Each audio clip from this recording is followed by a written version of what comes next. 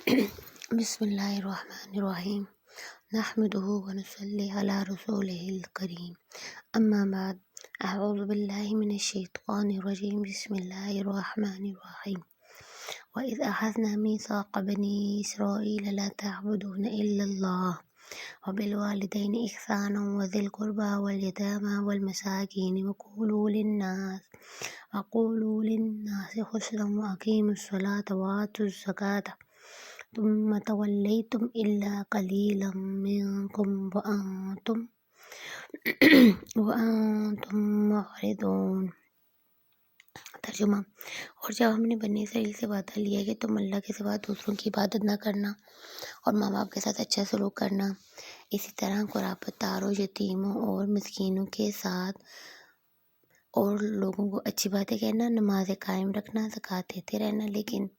تھوڑے سے لوگوں کے علاوہ تم سب پھر گئے اور منہ موڑ لیا۔ یہاں پہ جو ہے سورہ بقرہ کے اندر بنی اسرائیل سے جو اللہ تعالیٰ نے وعدہ لیا تھا، وہ سارے جو ہے ان کے اوپر عہد ڈالے تھے۔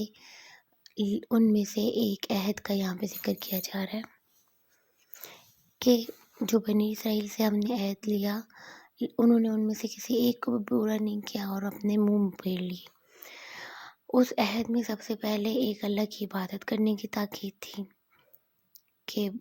جو ہے آپ نے ایک اللہ کی عبادت کرنی، جو ہر نبی کی بنیادی اور اولین دعوت رہی ہے، جیسے کہ سورہ انبیاء کے اندر اللہ تعالیٰ نے فرمایا وَمَا أَرْسَلْنَا مِن قَبْلِكَ مِن رَسُولٍ، وما اور نہیں ارسلنا بھیجا ہم نے من قبل کا آپ سے پہلے، یعنی آپ صلی اللہ علیہ وآلہ وسلم سے پہلے، من رسول کوئی رسول، الا مگر نوحی الیہ اس کی طرح ہم نے یہی وحی کی کہ بے شک لا الہ الا انا فاعبدون، کہ بے شک کوئی معبود نہیں ہے مگر بس میری عبادت کرنی ہے۔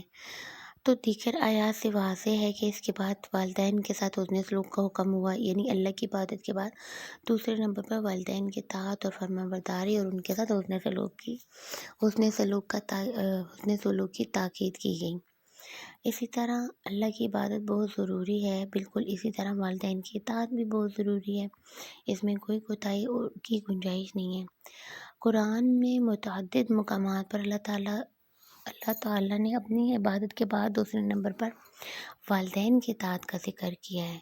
اور والدین کی اطاعت کا ذکر کر کے اس کی اہمیت کو واضح کر دیا ہے۔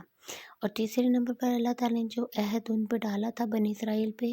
کہ رشتہ داروں، یتیموں اور مساکین کے ساتھ بھی آپ لوگوں نے حسن سلوک کے ساتھ رہنا ہے، اور حسن گفتار کا حکم ہے، یعنی اگر کوئی بات کرنی ہے تو اچھے طریقے سے کریں۔ اسلام میں بھی ان باتوں کی بڑی تاکید ہے، جیسے کہ آیت سے واضح ہو رہا ہے، جیسے کہ احادیث سے آپ صلی اللہ علیہ وسلم نے واضح کیا، اور اس میں پھر اقامت صلاح اور ایتاء زکوٰۃ کا بھی حکم ہے، جس سے معلوم ہوتا ہے کہ یہ جو نماز قائم کرنا اور زکوٰۃ ادا کرنا، یعنی مال کو پاک کرنا اور اپنے جسم کو پاک کرنا، یہ دو جو عبادتیں تھیں وہ ہر شریعت میں موجود تھیں۔ تو اسلام میں بھی یہ دونوں عبادتیں نہایت اہم ہیں، حتیٰ کہ ان میں سے کسی ایک کا انکار یا اس سے اعراض، اس سے منہ پھیرنے کو کفر کے مترادف سمجھا گیا ہے، جیسے کہ ابوبکر صدیق رضی اللہ عنہ کے عہد خلافت میں مانعین زکوٰۃ، یعنی کہ زکوٰۃ کا انکار کرنے والوں کو یا اس کے نہ دینے والوں کے خلاف جہاد کرنے سے واضح ہو گیا کہ یہ ایک ضروری امر ہے۔ واللہ اعلم اعوذ بالصواب۔ باللہ من الشیطان الرجیم بسم اللہ الرحمن الرحیم۔